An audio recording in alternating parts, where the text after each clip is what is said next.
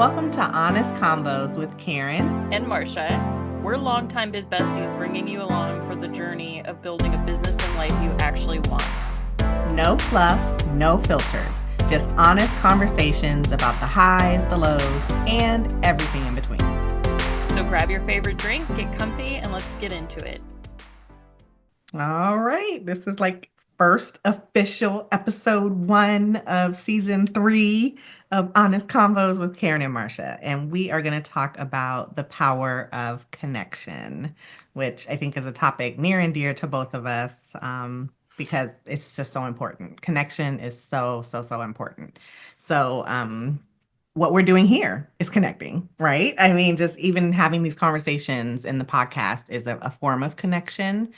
But when we think about like how you connect with people in your business world, in your personal life, with your family, with friends, the way that we crave in real life connection is so real and important to nurture that. So we're going to dig into all of that in this episode. Marcia, when you think of the power of connection, what's the first thing that pops into your mind? I think it's the human connection, like you were saying. And I think there's a lot of, we talked about this a little bit before we hit record, but I think there's a lot of trepidation around AI.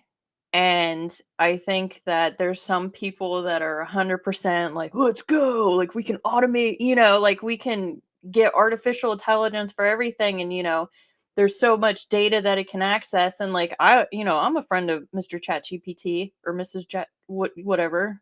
I do like it. I think it's good. But I think for me, it's more like, brainstorming, that kind of thing. But like, the connection, I do feel like we're entering an era where, and we've been doing this from the get, Karen, since like we first, started networking and became friends and everything, is like we've always seen the power of connection, of meeting with people, of engaged listening, of, following up, that kind of thing. But yeah, with the advancing technology, and just also like doom scrolling and social media, and it's like, we feel like we're connected to the world because of that ability to have access to other countries, whatever. Like we're all learning so much, and I feel like we're connected in different ways, but like the human connection is what actually, like, that's what's going to keep society moving forward, or it will end it. Yeah. No, it is. I mean, it's so true. And like the human connection even to yourself as a human, right? And that like you mentioned that in our kind of welcome back about intuition and like the connection to yourself even, which back to social media is so easy to lose when you're just doom scrolling and you think everyone else's life is perfect and yours is the only one that sucks. And like, I mean, all the crazy thoughts that will pop up and you're not like regrounding yourself in the fact that this is like their curated perfect. I mean, if we could see the outtakes, it might have been 120 photos that got to that one perfect one. But it's hard to remember that when you're just like kind of in that comparisonitis or, just like, oh, why is it so easy for them and so hard for me? And when you're building a business, I mean, being connected to yourself and really grounding in the relationships that you are building with other human people is going to be like when people ask like, well, how do I recession proof my business? I'm like, relationships, connecting to real people. Like, if you have connections to real people, like clients, business colleagues, your community or audience that you're building, and again, to yourself and your own, like, what do I really want out of life and business and all of that, then there is nothing really that can shake that foundation. Like the foundation has to be solid and it's always going to come back to the connections that you've built. I agree 100%. Yeah. I mean, just think about people in your past where like you've just had relationships with them and who they've introduced you to. Yeah, I love the in person, but it's funny because like I'm an like I would sometimes say I'm on the border of having agoraphobia where, like, I just don't wanna leave my house. Like, I'll look on Life 360 and it's like, "Marcia has been home for 38 hours," you know, and, like, I really, really, really love being by myself, and I love, yeah, being by myself. But, like, whenever I get out and I do engage and interact with people, and for me, it's like an energy thing, like, I just don't have a lot of natural energy. I I've found that putting my forethought into what I'm gonna do that's external just pays like so much dividends for me. When I do go out and I engaged with the humans, then I do, it invigorates me while I'm there, but then after it does make me more tired. But then it's like that's where the relationships begin and then the follow-up begins. And just an example, I've been really involved with the chamber. When I had the first job, the nonprofit job, I got a chamber membership and quickly volunteered to chair one of the councils. And I had been doing that for like a couple years. And then now, as an entrepreneur, I'm like, okay, I'm putting in so much time and energy into the chamber. Like, you know, I'm not getting any monetary compensation for it. And I started to get resentful. And then I was like, you know what? Like, my intention was never to get business out of it. It was to create relationships for the nonprofit and then for the builder, because I had them get a membership too. I'm like, you're welcome. Like, I'm getting all these memberships for you. And now, as a business owner myself, we're members. But I wasn't it's funny because whenever I get resentful, that's like my big tell. It's like, "Okay, Marsh, stop being a whiny bee and just, like, figure out what it is." And I was like, I've never actually, like, tried like, my involvement with the chamber has been in this volunteer capacity, but I've never actually tried to drum up business. So, I was like, "Okay, well, I'm gonna do that because I literally got, like, a 12-month calendar and I color coded everything. I color coded, like, personal stuff, chamber stuff, client stuff. There's like 8 different colors, and because like I'm a visual person, because I didn't realize, like, it felt, and I was like, "Oh, I'm not actually."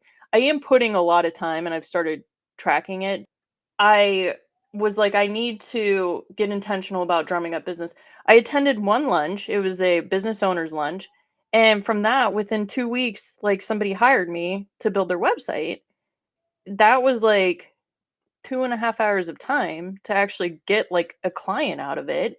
And he's talking about bringing me on after he acquires this business, and he like wants me to do marketing and branding and whatever. And I was like, oh my god, like that ROI was amazing.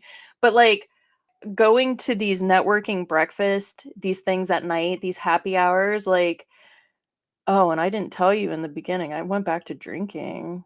Oh my god. I'm not like an alcoholic, but, like, that was, like, a big thing, like, the jobs. Yeah. Yeah, we'll have to dig into that in a future episode for sure. So the happy hours aren't, like, triggering for me because of alcohol, because I did start drinking, about 6 months into that first job, and which was another big, like, "Okay, Marsh, like, this might not be in alignment with your spirit," you know? But anyway, but, like, happy hours and breakfast and, like, these big networking things where it's, like, transactional and, like, it's really loud, like, I have a hard time hearing whenever there's, like, a lot of ambient noise, you know? And so that's just one of the things where it's like the human connection, like, be strategic about it, like, not like I want to go in and, get a client or whatever. But it's like with the boss lunch, I was like, I'm going, it's the first time I'm attending as a business owner. I'm going to be there and help as much as I can. I'm going to listen to what people have to say. And then like the results were just like, whoa, like Yeah. great. So yeah, had I not met that person in person, because like LinkedIn messaging, like it can be effective, but like for me, anytime someone's like, "Hey, I noticed we have some connection," and I'm just like, I don't know, like Mm. there's a disconnect online, even as authentic as people are, and in the podcast, it's like when you actually meet someone in person, when your cells, like when you bring your energy and their energy, like something just happens. It's magnetic. Yeah. No, I totally agree. And I love what you said about like what I'm hearing when you went through kind of your story just now is like the self-awareness. Like I really know me and like my energy, my drains, my puts, my takes, like, and so you have to really think about that because I think that is if you go to an event but like you kind of hate it, you hate everything, you don't want to leave the house, and you are bringing that energy into the event, well, and then you go home after and you're like, that was a waste of time, I didn't meet anyone, I didn't connect to anyone, then you can do a little self-reflection and probably notice that your behavior and energy was off, and that's probably why, right? Like it's really important to like really be honest with yourself, have like a real good check-in of like, okay, I'm going to this event. I hopefully will meet some folks. Like just show up as your authentic self and ready to accept an outcome, but also be clear about, like you said, a little bit of strategicness of like, it might not be today that I get a client, but maybe in a month or maybe in 2 months, or maybe, just putting a face to that name that I have been emailing with. Cause you're right. Like those online messages are just a little cringe at this point, if that's still a thing. I don't know. My kids are always like, that's not a thing, mom. I'm like, well, it is for me. So we're still going with cringe. And we are some ladies in our 40s. So let's be honest, like, yeah, Netflix and bed are happy places. Okay. So I'm with you on not wanting to leave the house. And I have to talk myself into sometimes, like, no, like it's going to be a good use of time. Like I know my current experiencing self is like, I would so much rather lay in bed and keep watching that show. But my future self, I always try to think of future Karen. Like, well, how will this benefit future Karen if, my current self just puts in that energy and that time? And if I just get one thing out of it, because same like you, I've made so many in life, in real life connections that even if that person didn't hire me, they knew someone that needed my services, or it's just always, you just never know. And so you just want to put those like dividends into the bucket, into the universal energy bucket, so that it can come back to you. So that is very important to know yourself, be really clear about like your energy, and like, okay, if I'm gonna put my energy into this, I'm gonna at least show up authentically, give it all I've got to connect, and not, because you don't want to go back and be like, oh, that was a waste of time. And then kind of think about, how did I show up though, and realize that you kind of self-sabotaged a little, which we can talk about that in a future episode as well. I think one of the things that set me up for success was that attending that event, like it was something where when I got the calendar back in January, I was, looking at the year, and it was something that was in the future where I was like, so the benefit of me, so my priority for going to that event was for me to like stake my ground of like, I am a part of this chamber as a business owner, as opposed to I am a part of this chamber as a volunteer, or like a leader or whatever, or like somebody who just does this one role.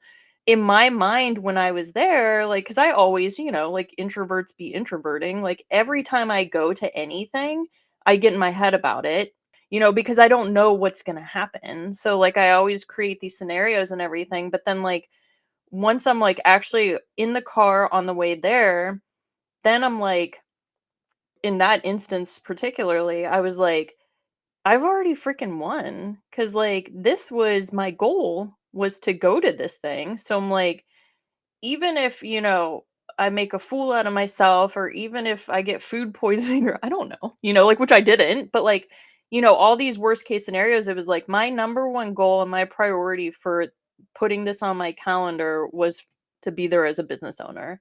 And so when you can do that, when you can, think about things, because like you said, there have been events where I'm like, ugh, like I look at my little color coded calendar and I'm like, okay, I haven't had any pink in there for a while, and then I'll force the pink, and and you can't force, right? Because then you're just like kicking and screaming, and then you do kind of validate it after. You're like, well, I knew it was gonna suck, but I needed to do it, and it's like, no, like, it's funny that you mentioned self sabotage, because like I started this whole thing which was the self-sabotage, to create this whole other account on Instagram or whatever. But like I was like, I'm gonna write a book about self-sabotage because I felt like I was an expert in it. But like one of them is overthinking. And I'm like, I think that sometimes we can think that overthinking is bad, but sometimes it's good because it is strategizing. If you're overthinking, meaning your brain's going in a loop over and over and over again, just saying negative stuff and talking down to yourself, yeah, that's overthinking. Or like trying to come up with, yeah, things that you've done in the past and like proving like that you're an idiot or worthless or nobody's gonna hire you or whatever. Yeah, that's like overthinking. That's bad. But like if you can overthink like, okay, what does future Karen need? What's future Karen gonna benefit from? It's like, like you said, it's gonna be like just the sip and strategize thing that we did. There was just, I think there were 6, 7 of us there, and that was just a beautiful time. Like we strategized, we talked, we were able to find out what's ailing our entrepreneur friends, and and offer up guidance and also get guidance for ourselves too. And remember, like that event was like, and I was there like 9 days after my broken collarbone, which, yeah, that was insane. Still But can't believe that. Yeah. yeah, doing that event, I feel like that was such a catalyst for like reminding me like how important it is for me to get out and like, and I do like being the facilitator and everything, but like meeting up with people in person, and then it's just very important in this day and age. Yeah. Yeah, 100%. Especially if you are a person who's building your business primarily by yourself, right? And I think both of our typical clients are like a solopreneur. And that's like, it can be so isolating. I mean, it really can. And it's not that it has to be that way. It just, you get so like tunneled into your own world of what you're trying to do with your business. And you start to feel like it's all you, it's just you. Like it must be you. You're the problem. If you're not like able to get a successful launch, or you're not getting all the clients that you wanted to get, or business is so hard. Why is it so hard? Like all the different things, you start to feel like it's just you. And then you could go to one networking event with other, owners and like get into the conversations and you're like, oh, so this is all of us. Got it. So it really can help even just like to stay connected to other humans having similar experience, and you can realize like, oh, it's I'm not the problem, like I'm not doing it wrong, or it can just reaffirm or help you reframe some of that negative self-talk and some of that overthinking. And you really want to think about those successful experiences when you're in the dump of like, I don't want to go. Why did I say yes to this? Why did I sign up? Oh, but I paid for the ticket. Like, when you go through all of that, when you're about to go somewhere, just think about the time that you did go somewhere and it was great, right? Like, remind yourself so you can kind of do both, like what will benefit my future self, but also like remember that time. Like, just kind of remind yourself how great it was and what you got out of that one. And then if it didn't go the way you wanted, bring some of that, back to the strategic approach is like, okay, well, that event was great. I did chat with a lot of folks, but this time I want to really make sure that I'm connecting better, like with people who are ideal clients or potentially could hire me. Like, what would you do different? Just being intentional about that. So if you're gonna overthink, like that's the part to overthink on, right? Is like your strategy and your approach and how you're gonna bring your energy into the event. So, because it's really interesting when you show up somewhere and you just like introduce yourself and just start talking to someone, like ask them about themselves. Everybody loves to talk about themselves, which is kind of it's kind of funny because you'll hear that, right? Like if you want to have successful networking, just show up and start like asking people about themselves and they will just start talking. And what I find funny about that is like, but who's gonna like is someone gonna ask me about myself? That's what I would always think. Like, well, if I just show up and start asking everyone else about themselves, but like is someone gonna ask me about myself and then I have to start talking about me? Because I don't want to do that. Like that's the part that I mean, I know I need to, but that's the part where I'm like, I don't want to just like talk about myself. But what I find is like when you just like, so tell me about you or whatever, however you start the conversation, it naturally becomes a conversation, where you are talking, they are talking, you're connecting, you're finding something in common. Or, I mean, there was a lady at that one thing we went to where they were doing like the headshots or whatever. And like she was like a realtor or a mortgage broker or something. I mean, something completely like not what would be my ideal, person. But she was very outgoing. She came over and she's like, starting the conversation and we're getting into it. And like, I didn't immediately say to myself, oh, she's not my ideal client. Like, this is a waste of, I kept talking, whatever, and talking about what I do. And then she's telling me about her. And then she's like, I have a bunch of like people that could use you, and here's my card. And so like we have since connected on email, and we're talking back and forth a bit. So there's a potential that just because it wasn't her, right? Like she knows some people. So I never want to discount a potential connection because I'm thinking, oh, you're not my ideal client. So again, with your strategy, it might not always feel like this is the best investment of your time and energy. Like it might not seem like it's a good fit, but it's who do they know, right? Who are they connected to? So we still, are on the power of connection. And it's like connecting to that person, you're actually getting connected to who they know as well. So it's always like what is it, the Kevin Bacon theory? Like everybody knows Kevin Bacon. So I absolutely love that because it's true. It's you're not just connecting with that one person, you're connecting to their entire network. If there is an actual like true connection where they're like, "Oh, I like this person," and that's like, word of mouth marketing where if somebody does an introduction between two people, like they're most likely going to trust you because it came from that, trusted contact that they have. Yeah, and I loved what you said earlier too about like basically after events, like if they don't go as you hoped for or expected to, like just collect data points from it. Like every single experience is an opportunity to be like, okay, that just validates that I don't want to go to networking breakfast, or that just validates that I really should try to stick to events with like 5 to 8 people, or and it's like you don't have to be set in your way, but it's like don't ever look at anything like even if you think you didn't get anything out of something, there's still positive that has come from it. So you just kind of have to put that spin on it so that the next time you have the opportunity to do something, you're not talking yourself out of it like, well, these never work out for me.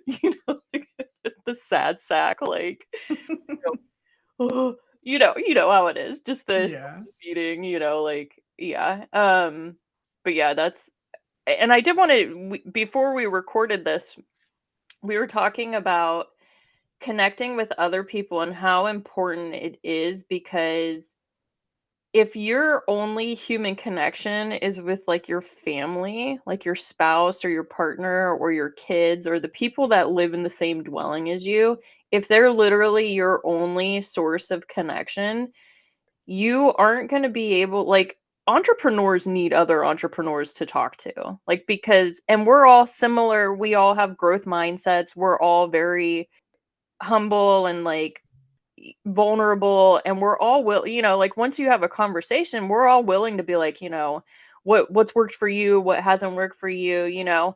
That's what I love about entrepreneurs and small business owners is like we're so used to go go go, and like that there's not really a filter. Like it's kind of like what you see is what you get, and people when you do actually meet with them, it's you can just be like, how's it going, and they'll be like, well, let me tell you something. So if you're not like if you're expecting your spouse or your kids to like be everything, that puts a lot of pressure on those relationships, and I just think that, and we're not all business either. Like getting like having hobbies, like, my husband works at a country club and like so there's people who are, they have like the men's league and the women's league and people go and they play pickleball and like it's like having these other networks of people where you can just connect with them on something that you're both interested in, you like. Everything doesn't have to be about like could this be my next client, but it's basically like the more we hide from other people or the more we don't engage with other people, the bigger the divide there is and the less I feel like the less empathy that we're able to have, you know, because we'll just be it's self-centeredness, you know? You're being Yeah. self-centered. No, Okay. it's true. Yeah. And I love what you said about like just connecting with other entrepreneurs. And so like having a biz bestie is I am 100% an advocate. We're both, I love the fact that I have, Marsha and Kim, and we can just like talk about all the real deal things that are happening or vent or celebrate wins. I mean, just all the things, and I don't have to give them context or background or explain what it's like to own a business. It's like we instantly get it. So I definitely, if you're not yet connected to some biz besties, I mean, just like Marcia said, when you go to an event, it doesn't always have to be about getting a client. It could be finding that biz bestie, like just connecting with folks that are in the trenches and will understand the journey, and that you can, co-work with and have a group chat with and show up and just have coffee sometimes to just, talk about what's going on in life and business.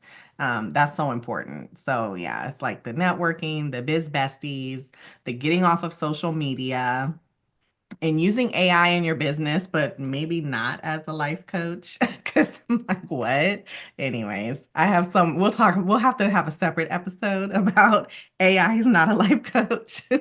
Because, like, is it living a life? Interesting. But anyhow, but I mean, I do think AI is a great tool for business, but I mean, it's not a human, right? It cannot replace humans. So, like, we have to really be mindful of like the connection we think we're building with these AI tools.